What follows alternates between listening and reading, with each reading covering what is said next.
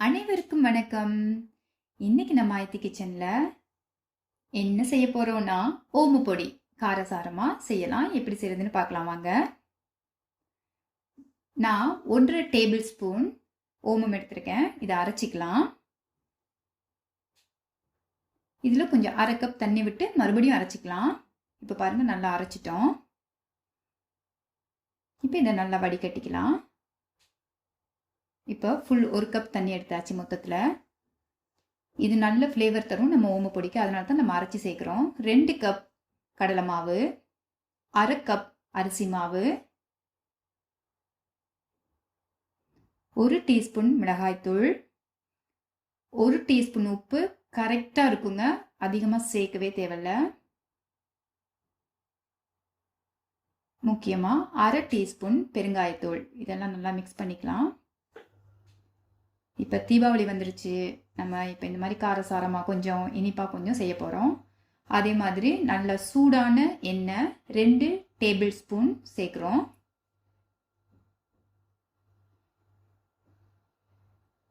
அதையும் நல்லா மிக்ஸ் பண்ணிக்கலாம் கையில். இருக்கிறதுலே ரொம்ப சுலபமாக சீக்கிரமாக செய்யக்கூடிய ஒன்று தான் ஓமப்பொடி. இப்போ பாருங்கள், 1 கப் ஓம தண்ணி இருக்குது. நம்ம அரைச்சி எடுத்த ஓமத்தோட தண்ணி இதில் கொஞ்சம் கொஞ்சமாக சேர்த்துக்கலாம்.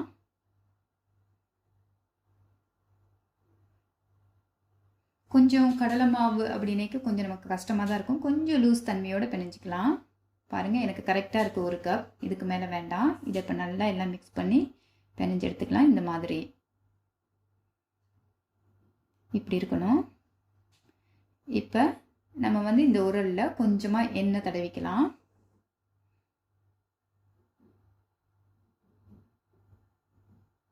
இப்போ இதுக்குள்ளே எல்லாத்தையும் சேர்த்துட்டு தேவையான அளவு சேர்த்து ஓமம் புழிஞ்சு எடுத்துக்கலாம். பாருங்கள், நல்ல எண்ணெய் நல்லா சூடாக இருக்கணும். நீங்கள் புளியும் போது கொஞ்சம் குறைச்சி கூட வச்சுக்கோங்க அடுப்பு. ஏன்னா கையில் உங்களுக்கு வந்து எண்ணெயோட ஆவிப்படும். கவனமாக இருக்கணும். எனக்கு பழகிடுச்சு, ஸோ நான் ஸ்பீடாக செஞ்சுட்டேன். சீக்கிரமாகவே அது ஃப்ரை ஆகிடும். இந்த பபிள்ஸ் எல்லாம் அடங்குனதும் நீங்கள் திருப்பி போட்டு எடுத்துட வேண்டியதான்.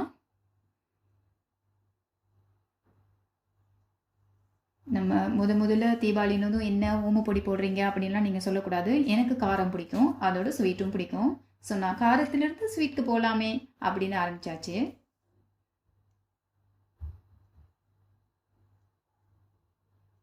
இப்போ பாருங்கள், எல்லா பபிள்ஸும் அடங்கிருச்சு. இப்போ ஓகேவாயிடுச்சு. இதை எடுத்துடலாம் வெளியில்.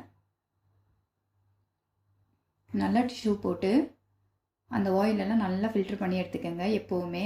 அப்போ ரொம்ப நாளைக்கு நம்ம யூஸ் பண்ணலாம். இல்லைன்னா எண்ணெயோட சக்கு வாடை கொஞ்ச நாளில் நமக்கு வர ஆரம்பிச்சிடும். பாருங்கள், அடுக்கடுக்காக தட்டு தட்டாக செம்மையாக போட்டு எடுத்துட்டேன்னா.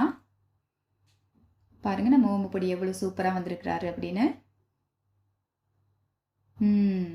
இருக்கிறதுலே ரொம்ப சுலபம், சீக்கிரமாக செய்யக்கூடிய ஒரு விஷயம்தான் ஓமப்பொடி. அதாவது குண்டாக இருந்தால் கொஞ்சம் கஷ்டப்பா, லீனாக இருந்தால் கொஞ்சம் ஈஸிப்பா அப்படின்னு சொல்லுவாங்களே, ஒல்லியாக இருந்தால். நான் இதில் வந்து 5 கொத்து கருவேப்பிலை சேர்க்குறேன். ரொம்ப கவனமாக சேருங்க. கருவேப்பிலையை கழுவி நல்லா தொடச்சி எடுத்து வச்சுக்கோங்க. தொடச்சினா ஒவ்வொரு இலையா இல்லை, கொஞ்சம் துணியில் ஒத்தி ஒத்தி எடுத்துட்டிங்கன்னா தண்ணி இருக்காது. இது நல்லா ஃப்ரை ஆகட்டும். எனக்கு இப்போ ஃப்ரெஷ்ஷாக கருவேப்பிலை கிடைச்சிச்சே. அதையும் நான் ஒரு டிஷ்யூ போட்டு அதுக்கு மேலேயே சேர்த்துக்கிறேன். இப்போ வந்து முந்திரி வந்து 100 கிராம் எடுத்துருக்குறோம் நம்ம. இது வந்து பபிள்ஸ் அடங்கணும்னு வெயிட் பண்ணிங்கன்னா எல்லாம் கருகிடும். ஸோ இந்த மாதிரி பதத்தில் இருக்க எடுக்க ஆரம்பிங்க. ஏன்னா நீங்கள் மிச்சமெல்லாம் எடுத்து சேர்க்கும் போது அதோட சூடுலேயே நல்லா அது குக் ஆகிடும். இப்போ வேறு ஒரு பாத்திரத்தில், தண்ணியெல்லாம் இல்லாத பாத்திரத்தில் நம்ம தட்டு தட்டாக அடுக்கிக்கலாம். எனக்கு ரொம்ப பிடிச்ச விஷயம் என்ன தெரியும், இந்த மாதிரி எதையாச்சும் நொறுக்க சொன்னால் ரொம்ப பிடிக்கும். ஸோ இப்போ இவரை நான் நொறுக்க போகிறேன் கையால். இப்படி தான் மொறு மொறு மொறுன்னு இருக்குங்க.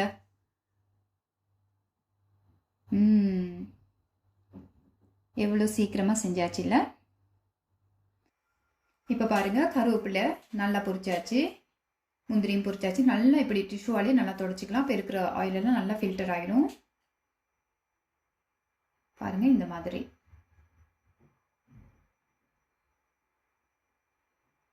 ஓகே, இப்போ இதோட சேர்த்துக்கலாம். நான் எப்போவுமே ஆயில் நல்லா ஃபில்டர் பண்ணி டிஷ்யூ போட்டு போட்டு எடுத்துருவேன். ஏன்னா அப்போ நம்ம ஒரு மாதத்துக்கு செம்மையாக வச்சுக்கலாம். செம்மையாக அட்டகாசமாக ரெடி ஆயிடுச்சு. இந்த ரெசிபி உங்களுக்கு பயனுள்ளதாக இருக்குன்னு நான் நினைக்கிறேன். இந்த தீபாவளி அட்டகாசமாக நாம் வீட்டிலேயே கொண்டாடலாம். ஆரோக்கியமான உணவு, ஆரோக்கியமான வாழ்க்கை. பாய் பாய்.